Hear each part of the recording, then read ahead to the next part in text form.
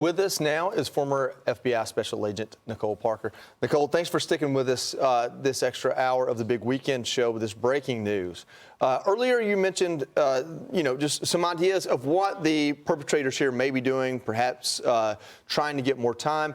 What I want to ask you, since you're an FBI Special Agent, is what is it that the FBI brings to the table in this investigation that local law enforcement, state law enforcement, general police efforts and investigators can't do? And is any of that in motion right now? That's a great question. We love working with our local law enforcement agencies, both local and state. They're phenomenal and they bring a lot to the table. But again, the FBI, they do have very unique resources. And I, again, greatly appreciate that President Trump has said, look, take whatever you need. Every single resource that you need, we will give it to you. And that is powerful because the FBI does have very special techniques, investigative tools, and other things of that sort. So let's start with our CAST, for instance, our cellular analysis support team. They will literally go in and they can tell where a cell phone has been pinging. They can go and look in a certain area and they can tell basically every single person that used a cell phone in that area, and they can then triangulate that, they can track that, and then they can determine where was this person at this exact hour. And so if someone's saying, oh, I wasn't there, well, if you had a cell phone, look, the pings don't lie. They do not lie. And it is a very complex and sophisticated technology. They do an amazing job of it. We have our critical incident response group. That includes all of our hostage rescue team, our SWAT, our behavioral analysis unit. Let me hone in on behavioral analysis unit for a minute. That is one of the divisions that is so crucial in this investigation because of these emails that are coming out. They do a full statement analysis. They will review everything. They will say, okay, they'll sit with the family and they will say, look, this is what we believe that they're saying. These are profilers that have been working these types of investigations. I mean, we're talking hundreds of investigations that have been worked. I work very closely with many of these profilers, and this is how you solve cases. You look at behaviors, you look at patterns.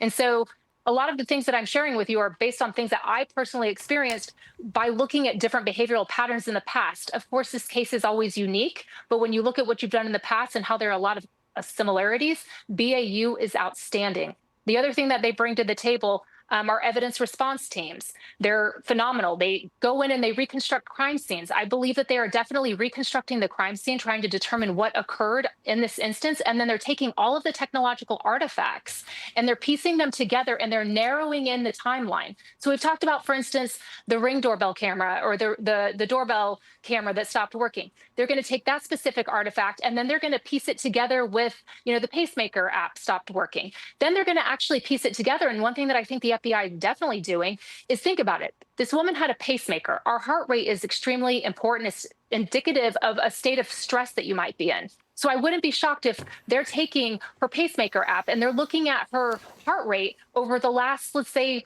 couple weeks and seeing when did it spike? When did it drastically change when she was in a moment of distress? And when that occurred, who was she with? What was she doing? Again, if this is being brought on, this horrible crime, is someone close to her? Was it someone that had been around her in the last week, the last 2 weeks, the last few days prior to her disappearance? Again, they're going to be looking at all of the communications. They're going to be bringing in our CART team, our computer analysis response team. They are phenomenal at taking all of the electronic devices and they will literally make an image. They will extract all of the information off of it. And people think, oh, I deleted my text messages. Oh, I deleted the email. No. The FBI, they can go in and recover all of that. So again, we're talking CART. We're talking CAST. We're talking CERC. We're talking all of these things are being brought to bear right now. So, Nicole, thank you for outlining all that. So knowing all that, knowing those capabilities and those possibilities and options, do you think that the FBI, the local police are speaking to the perps through Savannah Guthrie and her family? Or do you think this is more the family saying, listen, this is what we want to do because we need something we need to move this forward? Right. They want their mom back, right? Yeah. So again, just similar to the response to the email, the first email, right? They work hand in hand, but at the end of the day, so for instance, a BAU profiler, they would likely be working very closely with the family on the statement analysis and say, hey, look, this is what we suggest that might be good to say in a response based on these behaviors. But at the end of the day, the family calls, they make their own decisions. The FBI can say, and again, I'm not in a position, and nor am I going to comment on paying ransoms. That would be inappropriate based on I just think it's best that the FBI and the professionals, they do this all the time. And so let me just say that the family, at the end of the day, it's their choice, but they do work very, very closely. And I'm sure they're in consultation with law enforcement, and this Guthrie family, Savannah and her siblings, I mean, they want the best outcome possible. And they're doing everything in their power to bring their mom home alive. That is the goal, and that is what they want. And so I know for a fact that they are listening very closely to law enforcement, but it has to be made very clear that the FBI will never come in and say, you must do this, you must say this, you have to do this next. It's ultimately up to the family. But again, the FBI's job, their job, is to protect the American people and to do everything that they can to protect the American people. That is their job. Nicole, we want to remind everyone of what the Guthries said in their videos from earlier this week, and then, of course, the one from today. We want to play those videos just so we can remind everyone the context and the content of both. We are ready to talk. However, we live in a world where voices and images are easily manipulated. We need to know, without a doubt, that she is alive and that you have her. We want to hear from you, and we are ready to listen. Whoever is out there holding our mother, we want to hear from you. We haven't heard anything directly. We need you to reach out, and we need a way to communicate with you so we can move forward. But first, we have to know that you have our mom. We want to talk to you, and we are waiting for contact. Nicole, does anything stand out to you in terms of the difference between these two videos and the one that, of course, was just released this evening? In this one that was released this evening, I did not hear a requirement of proof for life. I did not hear that. I did not hear a requirement to ask for communication. I heard that she said, we are ready to pay. So that is a very big difference. I think it's important to note that the proof of life that was, again, I have not seen the emails, but based on press conferences, they mentioned something about a floodlight and an Apple Watch. In my opinion, that's a very weak proof of life. I want to know something that I told my mother when I was a child that only my mother would know. To me, that's a sufficient example of proof of life, not something that just recently happened that they may have been seen on the news. That's just my own personal and professional opinion. I think anyone would agree with that. I want a proof of life of only something my mother would know. Doesn't seem, again, we do not know everything. We do not know everything. The investigators do. But based on what we're hearing, that doesn't seem that happened. And also, we're not aware of any communications that may have happened. And the fact that Savannah Guthrie is, again, going on her Instagram and saying, we are ready. What she's basically saying is, look, you probably wanted time, and your time is up because we're ready. Let's go. What do you got? Let's do this. That's what it looks like to me. Nicole, I know the country is deeply concerned about this and sort of captivated by the story. And a huge question looming there is, of course, where is Nancy Guthrie? But a related question that is pressing on many minds is who possibly could be responsible for this? And you were talking about the BAU at the FBI. I know that you were not a part of it, but trying to put yourself sort of into that mentality, there's a universe of potential suspects, someone who's very close to the family, someone who's maybe mid-range from the family with connections to the house or to the family. People have talked about a contracted employee, for example, or then this other possibility of a complete stranger that planned this from afar. If you think about those possibilities, walk us through some of those, because it's probably, it's got to be one of those three categories, right? Correct. Absolutely. And again, no, I was not a part of the behavioral analysis unit, but I have worked very closely with them because I worked on violent crime. And so that's how we solve our cases. I've worked, murder for hires, homicides, things of that sort. And so it's very common for us to consult regularly with the VAU program and department, and they are outstanding. These are the best profilers around. They are knowledgeable, they are highly trained, and they are very good. So let's go through first scenario. Someone who's never a stranger, doesn't know them, a random person.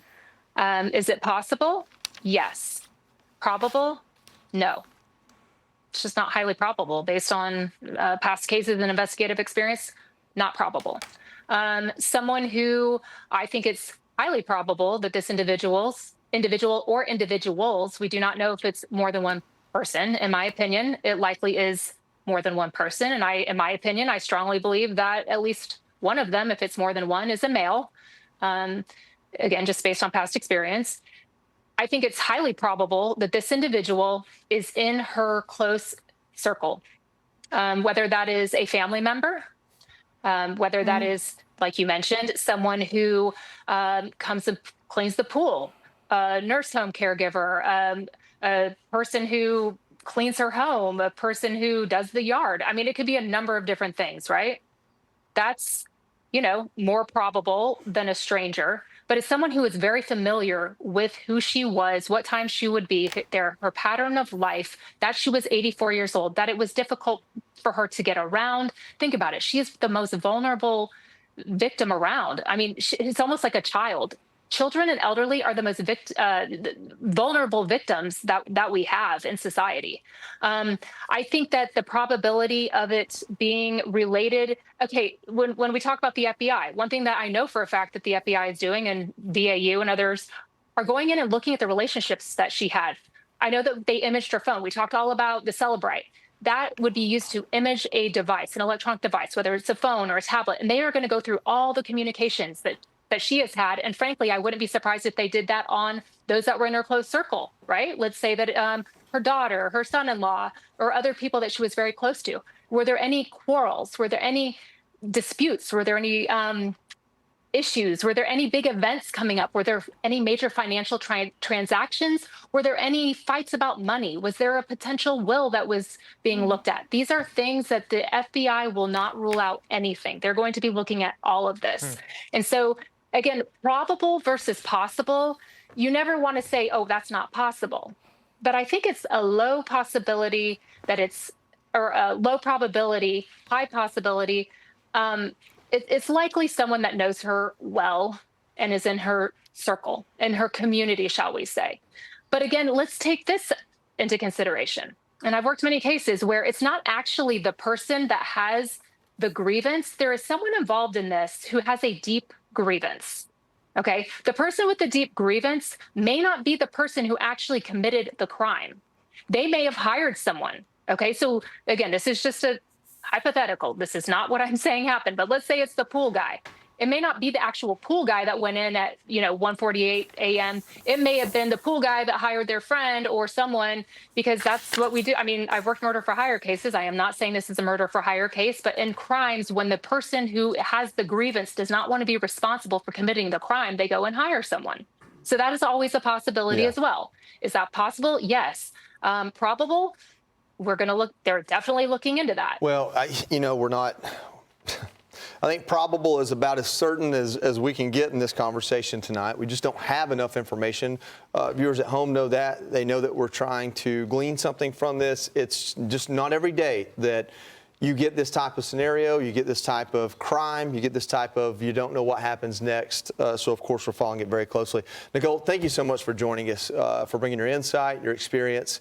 And, the one thing we all can agree on is we can probably pray for a happy outcome. Hey, Sean Hannity here. Hey, click here to subscribe to Fox News YouTube page and catch our hottest interviews and most compelling analysis. You will not get it anywhere else.